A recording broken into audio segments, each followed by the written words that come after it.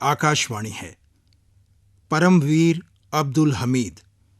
आज प्रस्तुत है एस.एन. नौटियाल का लिखा ये नाटक। इसकी रिकॉर्डिंग हमें आकाशवाणी के ध्वनि अभिलेखागार से प्राप्त हुई है।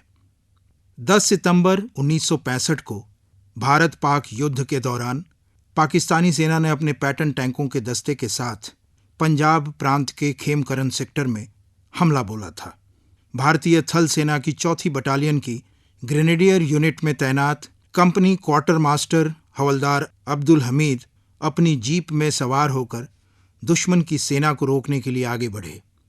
उन्होंने न सिर्फ पाकिस्तानी सैनिकों के दांत खट्टे कर दिए, बल्कि पाकिस्तान के कई पैटर्न टैंकों के पर खच्चे भी उड़ा दिए। इसी दौरान वो दुश्मनों से लड़ते हुए शहीद हो गए। उन्हें मरणोपरांत परमवीर चक्र से सम्मानित किया गया। देश की मिट्टी से प्यार करने वाले इसी वीर की गाथा है ये नाटक, परमवीर अब्दुल हमीद। आज प्रस्तुत है इस नाटक की पहली कड़ी, परमवीर अब्दुल हमीद।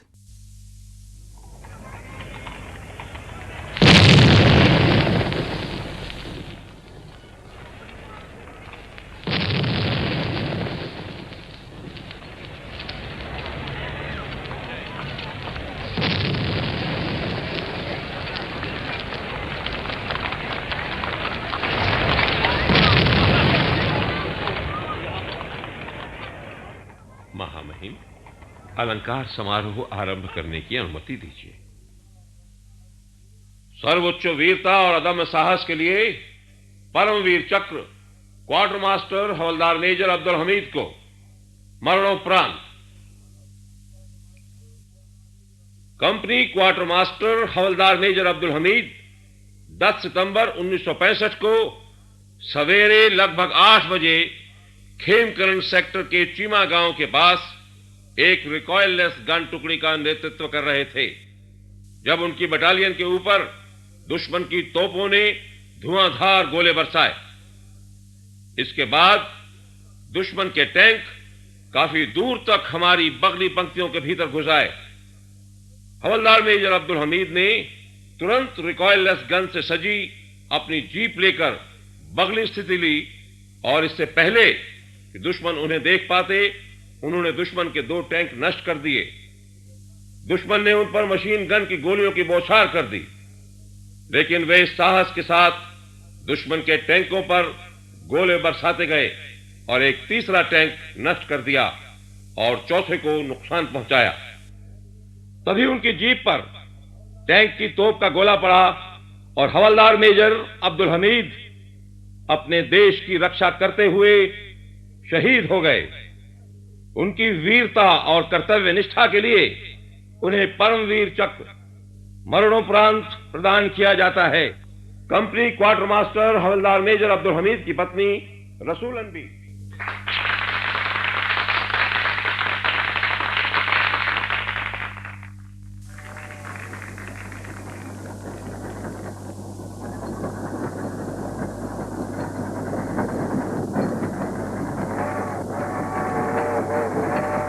कहाँ जा रहे हो हवलदार साहब? धामपुर। कौन सा धामपुर? गांव धामपुर, तहसील सैदपुर, जिला गाजीपुर, उत्तर प्रदेश। गाजीपुर से 35-40 किलोमीटर डायर की पक्की सड़क, फिर 4 किलोमीटर कच्ची और मालूम है। मालूम है? हाँ। वो कैसे? भाई धामपुर के प्रधान हरदेव सिंह। हाँ वही, वो हमारे दूर के रिश्तेदार हैं। अच्छा? उस गांव में और लोगों को भी जानते हैं। और किसे जानते हैं? त्रिभुवन सिंह, बच्चा सिंह, ननको सिंह। अरे अरे अरे अरे भाई, वो सब तो हमारे जोड़ीदार हैं। ठाकुरों में हमारा बहुत उठना बैठना है। अरे बच्चा सिंह तो गांव की पाठशाला में हमारे साथ पढ़ते थे, वहीं से हमने दर्जा 4 पास किया। तुम्हारा नाम क्या है? अब्दुल हमीद। अच्छा, तो तुम ही अब्दुल हमीद हो? जी। अरे तुम्हारे बारे में तो हम बहुत कुछ सुना है। क्या सुना है? यही सुना है कि तुम बहुत बहादुर हो। अरे हम कौन बहादुरी किए हैं, लोग बाग तो ऐसे ही बोलते हैं। नहीं, हम सुना है कि लाठी बिनवट चलावे में तुम्हारा जवाब नहीं, और कि अगर 10-10 लठैत भी घेर कर तुम्हें मारे तो किसी की भी लाठी तुम्हारे बदन को नहीं छू सकती। अरे नहीं, हमारे अब्बा तो जिस दिन चाहे हमारा सिर फोड़ दें, मार मार कर भुरकस निकाल दें। पूरे इलाके में उन जैसा बिनवट का माहिर नहीं है। अच्छा, अरे कौन? उस्मान मियाँ? हाँ है? आप बप्पा को भी जानते हैं? नहीं जानते तो नहीं, पर इतना सुना है कि उस्मान मियाँ की दूल्हापुर में दर्जी की दुकान है और उनका बेटवा फौज में है। तुम्हारे पप्पा क्या भी दर्जी का काम करते हैं? अरे उनके काम में अभी भी कोई कमी नहीं है। 70 बरस से ऊपर के हो गए, लेकिन अपने आप सुई में धागा पिरोते हैं। अच्छा? और जो आपका पंजा पकड़ लेना हुजूर, तो सारी हड्डियां चट आ जाएं। मशहूर पहलवान थे अपने वक्त के। उन्होंने हमें कुश्ती की तालीम भी दी। कुश्ती? हाँ। अरे कुश्ती भी सीखे हो? ले और क्या, कुश्ती में दस्ती खींचना, टंगड़ी देना, बहारा मारना, चपरस मारना, धोबिया पाट, पट्टी, बगली, सब कुछ हमने बप्पा से ही सीखा है। वाह। लाठी बिनवट कुछ अपने बप्पा से और कुछ अपने फूफा अली हुसैन से सीखी है। तुम्हारे फूफा भी पहलवान हैं? हैं? वो तो हैं ही, और भी हमारे बहुत से रिश्तेदार पहलवान रहे। हाँ। हमारे नाना भग्गन मियाँ दर्जी बहुत बड़े पहलवान थे अपने जमाने के। अच्छा? लेकिन उनसे हम कुछ नहीं सीख पाए, क्योंकि हम तब बहुत छोटे थे। हाँ, बाकी लाठी चलाना कुछ बप्पा से सीखे, कुछ फूफा से। कभी कभी फूफा हमारे घर आते थे। जब सारा गांव सो जाता ना, तो हम दोनों घर के बाहर बरगद के नीचे चले जाते और फूफा हमको हथकटी, बानर छाही और हथकटी, बानर छाही, उनका? अरे भाई, हथकटी माने आप हमें लाठी मारे और हम छीन ले। अच्छा। और बानर छाही माने वो पैंतरा जिसमें हम आपकी लाठी से बचे, आपको मारे और आपकी लाठी छीन ले। वाह भाई वाह। अच्छा भाई, लगता है स्टेशन आ रहा है। आप कहाँ जाएंगे? हम तो काशी जी जा रहे हैं। अच्छा अच्छा अच्छा भैया, मौका मिले तो हमारे गांव भी पधारो। देखो, जैसी बाबा विश्वनाथ की मर्जी। अच्छा भैया, सुखी रहो, नाम कमाओ। अच्छा, सलाम।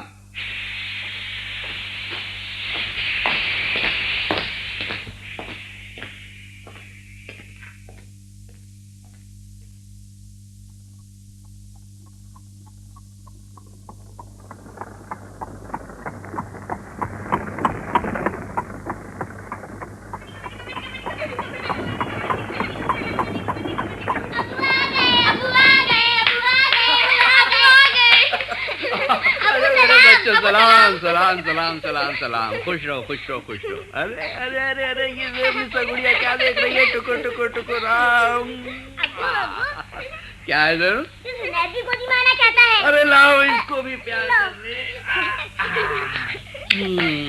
वाह वाह वाह। क्या अब्बू? पापा कहाँ है? वो तो दुकान पर गए हैं। इतनी जल्दी क्यों? क्या मालूम? और अम्मा? किसकी? हमारी या तुम्हारी? अरे भाई, हमारी अम्मा, तुम्हारी दादी। घर के पीछे उपले पात रही है। अम्मी, अरे कौन है? अब्बू है। तुम? हाँ, हम। कैसी हो बेगम? हम तो ठीक ही हैं। अपनी कहो, बहुत दिन से खत भी नहीं लिखे, आने की खबर भी नहीं दी। अरे खत लिखने का बखत ही नहीं मिला। पहले तो यही पता नहीं था कि छुट्टी मिलेगी या नहीं। जैसे ही छुट्टी मिली हम दौड़ पड़े। चलो भीतर चलो।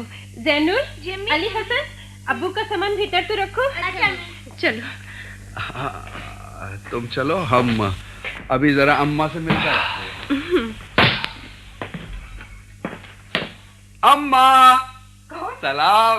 अरे हमार बचुआ, हमार पलुआ। ए अम्मा, तुम अब भी हमें बचुआ पलुआ कहती हो हैं? अब तो मैं बड़ा हो गया हूँ भाई, 5 बच्चों का बाप हूँ।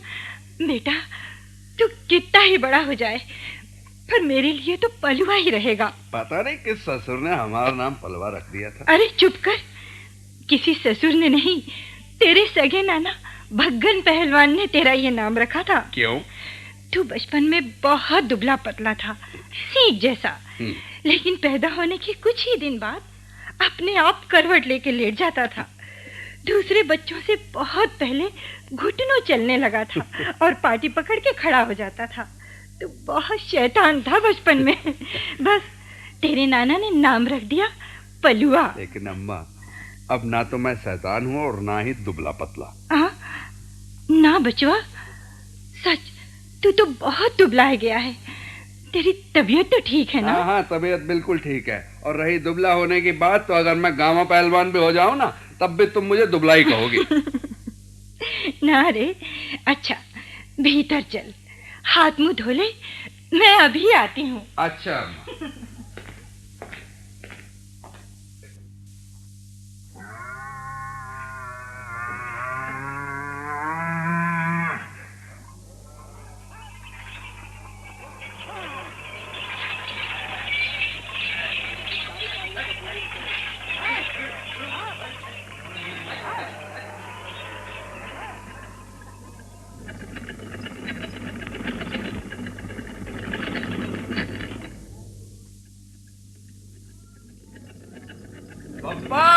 सलाम।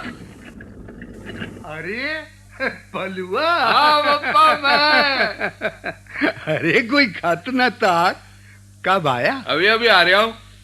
घर पर सामान रखकर तुमसे मिलने चला आया। ये क्या बात है, आज दुकान इतनी जल्दी क्यों खोल दी? अरे भैया, एक आदमी को जल्दी कपड़े देने हैं। अच्छा अच्छा। झुन्नन कहाँ है? वो तैयार कपड़े देने गया है। अच्छा पापा, तुम हटो, मशीन मैं चलाता हूं। अरे बिजवा, अब तुम तो बंदूक चलाते हो, ये ससुरी कपड़ा सीने की मशीन क्या चलाएगा? तो बंदूक चलाता हूँ तो क्या हुआ पापा, मशीन चलाने थोड़े बोला हूँ। अरे तू रात भर सफर करके आया है, थक गया होगा। अभी तो घर जाकर आराम कर, फिर जितनी चाहे मशीन चलाना। नहीं, मुझे आराम की जरूरत नहीं, अब हटो भी पापा। अच्छा भैया, जैसी तेरी मर्जी। इतने में मैं दूसरे कपड़े काट लेता हूँ। ठीक है। या अल्लाह। अब्बू, ये मशीन अब पुरानी हो गई है, नई ले लो। हाँ बचवा, नई तो लेनी ही है, बल्कि मैं तो सोचता हूँ कि दो नई मशीन हो जाएं, तो मैं और झुन्नन दोनों बाप बेटा मिलकर दुगना काम कर सकते हैं। पापा, हाँ, मैंने सुना है झुन्नन अलग होना चाहता है। अरे किस ससुर ने कहा ये सब? किसी ने भी कहा हो, लेकिन बात तो सच है ना। अरे वो तो ऐसा ही बकता है। तो तुम उसे समझाते क्यों नहीं? अरे बेटा, मैं तो उसे समझाता ही रहता हूँ। अभी थोड़ा लड़कपन है, बाकी लड़का शरीफ है। दुकान में काम करता है, घर के कामकाज में हाथ बटाता है। इसीलिए मैं कहता था कि एक मशीन और हो जाती तो। अरे हो जाएगी पप्पा, मशीन भी हो जाएगी। लेकिन अभी जानते हो अब्बू मेरी क्या तमन्ना है? क्या बेटा?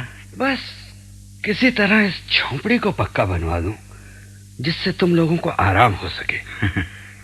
एक हैंडल पंप भी लगाना है, तुम्हें पानी का आराम हो जाएगा, घर में ही पानी आ जाएगा, उसे लाने के लिए दूर नहीं जाना पड़ेगा। अब्बू, सोचता हूँ हैंडल पंप तो इस बार लगवा ही दूं। बिटवा, अल्लाह पे भरोसा रख, तेरी सारी तमन्नाएं पूरी हो जाएंगी। हाँ वो तो है। अरे ये तो जनरलवा तुझे पुकार रहा है। तू कैसे आया इतनी दूर? कितनी दूर है? 4 कोसी तो है। भागता भागता चला आया। इतनी दूर भागता भागता चला आया? अरे तो क्या हुआ, बेटा भी तो तेरा ही है। शैतान, तू तो इसकी उम्र में दंड बैठक लगाता था, लाठी बिनवट चलाता था, कुश्ती के दांव पेच करता था, और न जाने ससुर क्या क्या करता था। अच्छा यहाँ क्यों आए जानू? घर पर सब लोग तुम्हें बुलाते हैं। सब कौन? अली, तलत, जैबुन्निसा, अम्मी, दादी अम्मा और हम। अच्छा, और वो जुनैदवा नहीं बुला रहा? वो कैसे बुलाएगा, अभी ठीक से बोल भी नहीं सकता। लेकिन सब लोग क्यों बुला रहे हैं? अम्मा और दादी अम्मा तो खाना खाने के लिए बुला रही हैं। और हम सब बच्चा लोग गुल्ली डंडा खेलने के लिए बुला रहे हैं। भाग याद है, बड़ा आया गुल्ली डंडा खेलने वाला। वो रात भर सफर करके आया है और तुम ससुर से गुल्ली डंडा खिलाओगे। और हाँ, तू मदरसे क्यों नहीं गया? आज छुट्टी है। छुट्टी? अरे आजकल इन स्कूलों में ससुरी पढ़ाई वढ़ाई तो कुछ होती नहीं, बस खाली छुट्टी रहती है। स्कूल की छुट्टी नहीं, मेरी छुट्टी है। तेरी छुट्टी? वो किस लिए? अरे तेरा अबू क्या स्कूल का डिप्टी है जिसके आने पर छुट्टी हो गई? मेरे अबू तो डिप्टी से भी बड़े हैं। हाँ। डिप्टी तो वैसे कपड़े पहनता है जैसे तुम सीते हो। लो सुनो इस शैतान की बात। बिल्कुल सादे। हमारे अबू को तो देखो क्या बढ़िया वर्दी पहने हैं, पिल्ला लगा है, फीती लगी है। अब्बू मैं बड़ा होकर फौज में जाऊंगा। तुम्हारी जैसी वर्दी पहनूंगा। अच्छा अच्छा अच्छा, पहले घर चल और देख, तुझे इस स्कूल जाना पड़ेगा। पढ़ लिख कर बड़ा आदमी बनना है ना। लेकिन अब्बू कितने दिनों से तुम्हारे संग गुल्ली डंडा नहीं खेला। खेलेंगे खेलेंगे, गुल्ली डंडा भी खेलेंगे, लेकिन जब तू इस स्कूल से लौटेगा तब। ठीक? पक्का? पक्का। मिला है? चलो अब घर चलो। अब्बू बच्चू काका तुम्हें खोज रहे थे। बच्चू? अरे अरे उसे कैसे पता चला कि मैं आया हूँ? उन्हीं क्यों, सारे गांव को पता चल गया है कि तुम आए हो। अच्छा बोलो, बच्चू काका तो वो चले आ रहे हैं। अरे हमीद वाले, अरे जुल्मी, अरे प्रेम से गले तो मिलने। अरे हफ्ते तो बहुत दिन बाद आया हूँ। और क्या हाल चाल है? अरे हाल चाल सब ठीक है। अब तुम्हारे आने से और ठीक हो गए यार। अच्छा, ऐसी क्या बात है भाई? कल पास के गांव में दंगल है राजा। कुश्ती, लाठी, बिनवट, गदका, फरी सब का मुकाबला है। अब तुम आ गए हो तो हमारा गांव राम कसम जरूर जीते। अरे नहीं भाई, वो हम सब छोड़ दिए। क्या कहते हो तुम? अरे तुम्हारे ऊपर तो सबको बहुत भरोसा है। मेरे आने का? हाँ। ले, मेरे आने का तो तुम्हें पता ही नहीं था। मैं नहीं आता तो? अरे राजा तब की बात दूसरी थी, लेकिन अब जब यहाँ पर हो तो। यार दंगल कोई ऐसे ही थोड़ी लड़ा जाता है। कब से छोड़ छाड़ दिया ये सब? तुम्हें तो नहीं नहीं कहने की पुरानी आदत है। वो याद है सादियापुर की मुहर्रम?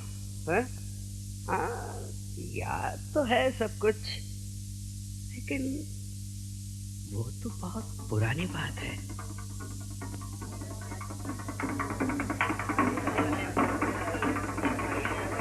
क्या बात है हमीद भैया, तुम लाठी नहीं चला रहे? अरे यार जैसी लाठी ये चला रहे हैं, अब हम क्या चलाएं? सादियापुर के दारोगा चाहते हैं भैया कि तुम भी कुछ कमाल दिखाओ। हम? हमारा खेल देखना चाहते हो तो हमारी एक शर्त है। कैसी शर्त?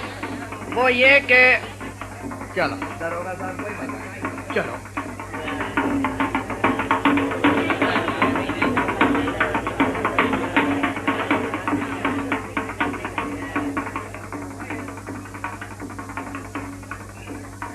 हुजूर, यही अब्दुल हमीद है। सलाम हुजूर।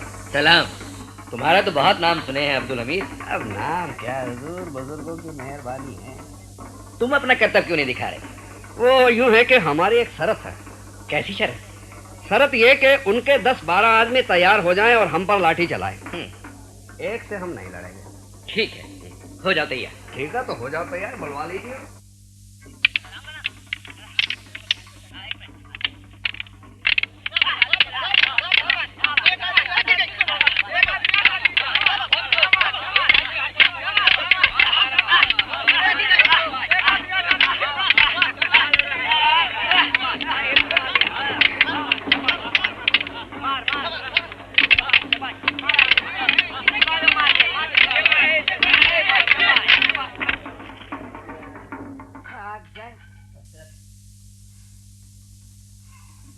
अरे वाह, तुमने तो कमाल कर दिया अब्दुल हमीद। 12 लठेतों से अकेले लड़े और किसी की लाठी तुम्हारे बदन को छू ना सकी। हुजूर, हमीद भाई जैसा माहिर तो राम कसम इस इलाके में नहीं। अरे नहीं बच्चा सिंह, हमारे बप्पा है, हमारे फूफा है। अरे वो सब मैं नहीं जानता, लेकिन आज तुम्हारा कमाल अपनी आंखों से न देखता तो यकीन नहीं आता। हम तुम्हारी बहादुरी के लिए तुम्हें इनाम देते हैं। क्या बात। शुक्रिया हुजूर, शुक्रिया।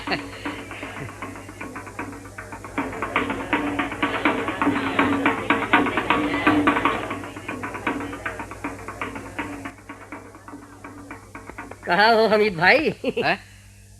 अरे खुद ही तो मुहर्रम की बात याद दिलाए और अब पूछते हो कहाँ हो? है बस उसी मुहर्रम की याद में खो गया। अरे उस मुहर्रम की तो तुम्हें ही नहीं बहुत लोगों को याद है। ले भाई, और किसे याद है? उस रईसजादे के लठैतों को भी होगी जो काशीराम नुनिया का खेत काटने आए थे। अरे उसी मुहर्रम के कुछ ही दिन बाद की तो बात है। अब्बू नोनिया काका भी तुम्हें खोज रहे थे। नोनिया काका? क्यों भाई? क्या पता, अपने खेत से टोकरा भर के साग भाजी लाए थे और कह रहे थे तुम्हारे लिए लाए हैं। अरे बचुआ, ये क्या हुआ? काशी को है ये सब क्यों कर रहा है? वो तो तुम्हें तभी से मानता है हमीद भाई, जब तुमने रईसजादे के आदमियों को काशी का धान का खेत काटने से रोका था। ले, हमने उसमें क्या किया? अब्बू, नोनिया काका से हम वो किस्सा बहुत बार सुने हैं। अच्छा। कहते थे कि उनके 50 आदमी रहे, लाठी हथियारों से लैस, और तुम लोग थे 3। अरे जैनुल, 3 तो नाम के थे। काशी नुनिया तो डर के मारे अधमरा था, उसे तो रोने से ही फुर्सत नहीं थी।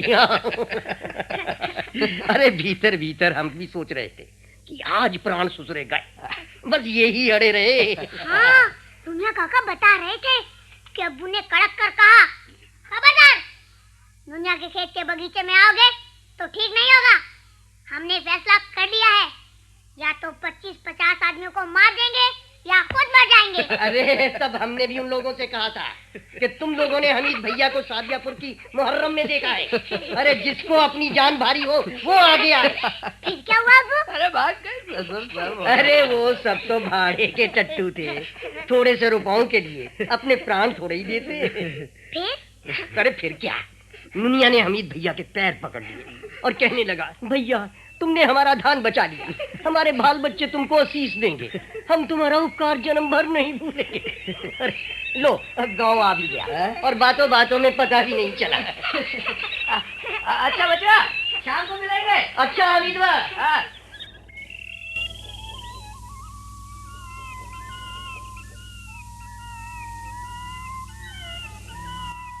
क्या बात है बेगम, अभी सोई नहीं? क्या करूं, निगोड़ी नींद ही नहीं आ रही। क्यों? बस ऐसे ही। सुनो, कितने दिन की छुट्टी ली है? 1 महीना है। क्यों? जब तुम आते हो तो बच्चे कितने खुश रहते हैं, तुम चले जाते हो तो घर में मुर्दनी छाई रहती है। अरे इसमें मुर्दने की क्या बात है बेगम, मैं ही नहीं रहता ना, और सब लोग तो रहते हैं। हाँ, और सब तो रहते हैं, बाकी अपना मर्द घर में ना हो तो कुछ भी अच्छा नहीं लगता। अच्छा, तुम्हें फिर कब छुट्टी मिलेगी? अल्लाह जाने, पलटन की नौकरी है। अरे तो क्यों ये नौकरी करते हो? अरे ऐसी वैसी नहीं, फौज की नौकरी करता हूँ। अरे ये तो बहुत किस्मत की बात है कि अपने देश की सेवा करने का मौका मिला। कितने लोग हैं हमारे गांव में जो ऐसी किस्मत लेके जन्मे हैं? और भी हजारों लोग गए थे भर्ती के लिए, लेकिन सब के सब थोड़े ही पास हुए। तुम भी तो 2 बार ना गए थे भर्ती होने की खातिर। हाँ, पहली बार तो ये ससुर हरिहर सिंह जो हमारे लंगोटिया यार है ना, हमको गाजीपुर से ही लौटा लाए थे। वो कैसे? वो ऐसे के सन 52 की बात है, तब मैं सुलेमान चचा की दुकान पर सिलाई की मशीन चलाता था। मशीन? हाँ, लेकिन उसमें मेरा मन नहीं लगता था। मैं तो कोई ऐसा काम करना चाहता था जिससे नाम हो। तो मैं और हरिहर सिंह के चचाजाद भाई परमा सिंह, हाँ परमा सिंह, फौज में भर्ती होने की खातिर घर से भाग गए और जा पहुंचे गाजीपुर। वहां हम दोनों की जांच हुई, हम पास हो गए। तो वो फिर आखिरी जांच के लिए उसी दिन शाम को बनारस जाना था। तभी हरिहर सिंह हम दोनों को खोजते खोजते गाजीपुर पहुंच गए। हमसे मिले, हमें खिलाया पिलाया समझाया, घर वालों की मर्जी नहीं है कि तुम फौज में भर्ती हो। फिर क्या हुआ? फिर क्या, वो हमको गाजीपुर में वो उनकी जान पहचान के वो बाबू सूरज सिंह है ना, उनकी कपड़े की दुकान है, उनकी सिलाई की मशीन पर बैठा दिया। हाँ, हमने 2 बरस मशीन चलाई। फिर हमारा मन उखड़ा, फिर भागे, कलकत्ता पहुंचे और 27 दिसंबर 1954 को हम फौज में भर्ती हो गए। सुनो जी। कहो जी। तुम फौज की नौकरी मत करो। हैं? ये क्या कहती हो? फौज की नौकरी ना करें तो और क्या करें? और कोई नौकरी कर लो। देखो बेगम, फौज की इतनी शान की नौकरी छोड़कर और कोई ससुरी नौकरी करना हमारे बस की बात नहीं है।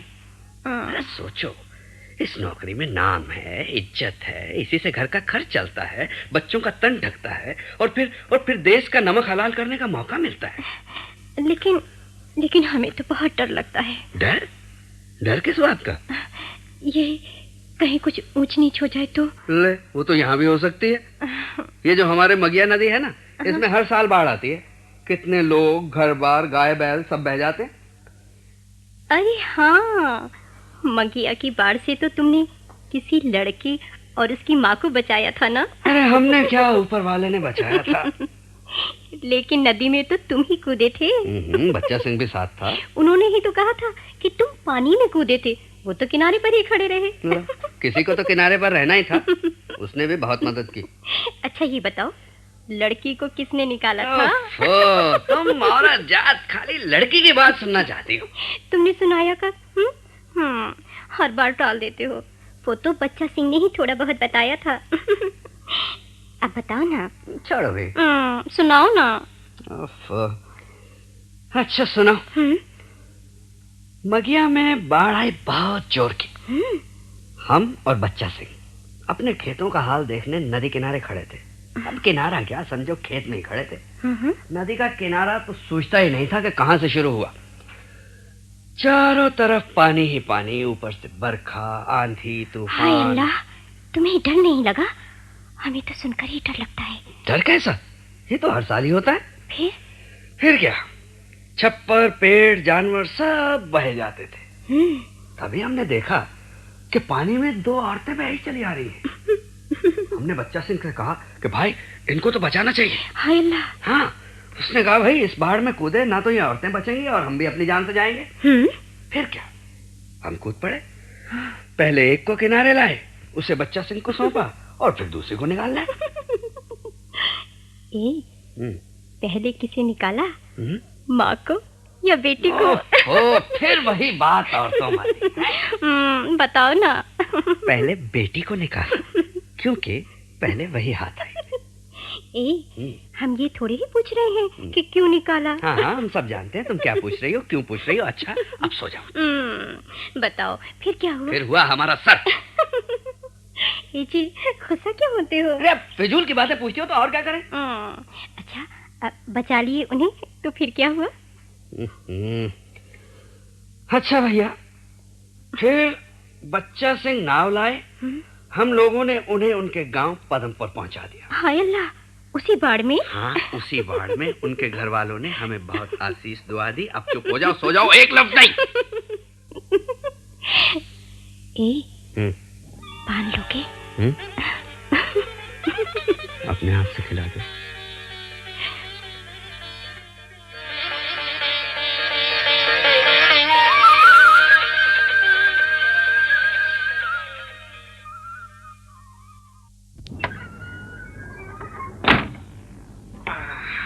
पप्पा, क्या है पलुआ? लो संभालो अपनी चीज। ये है क्या बचवा? हैंडल पंप गाजीपुर से लाए हैं। घर में पानी का आराम हो जाएगा। जीते रहो बिटवा, अल्लाह तुझे लंबी उम्र दे। अब अगली बार आएंगे ना पप्पा तो एक गाय ले देंगे जो खूब सा दूध दे। अरे बच्चे लोग दूध पिए, जरा तंदुरुस्ती बनाए। गाजीपुर से कब लौटे हमीदुआ? अभी आया हूँ। अरे लेकिन तुम ससुर को कैसे खबर हो गई कि हम गाजीपुर गए थे? है? अरे तुम्हारे एक एक मिनट की खबर सारे गांव को रहती है। तुम्हारा शागिर्द ननकू सिंह, त्रिभुवन सिंह, प्रधान हरदेव सिंह वगैरह सब आ गए हैं। अच्छा भाई, अच्छा आप लोग बैठो, मैं अभी 2 मिनट में जरा अंदर हो गया। अरे भाई जब से हमीद आया है ना गाँव में।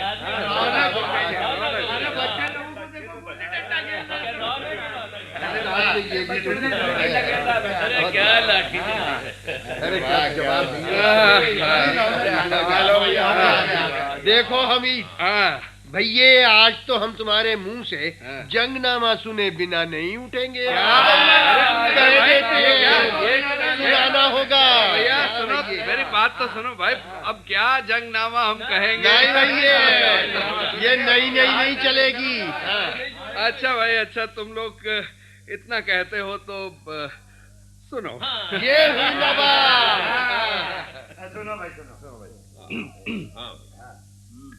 हुआ शहर में एक महशर बपा, जमीन कांपी और चरख थर्रा गया। अल्लाह, जलाने लगे लोग तेगो सना, या एक कली वहां हजारों जवां।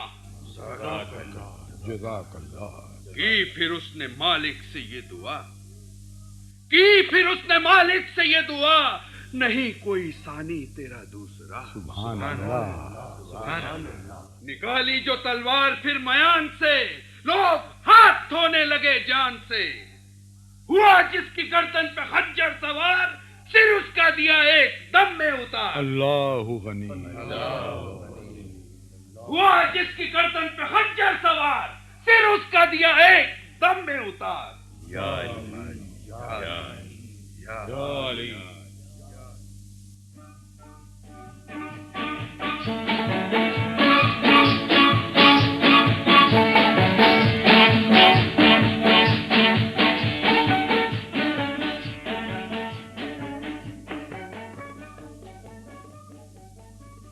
परमवीर अब्दुल हमीद। अभी आप एस.एन. नौटियाल के लिखे इस नाटक की पहली कड़ी सुन रहे थे। इस नाटक की रिकॉर्डिंग हमें आकाशवाणी के ध्वनि अभिलेखागार से प्राप्त हुई। कल इसी समय इस नाटक की दूसरी और अंतिम कड़ी प्रसारित की जाएगी।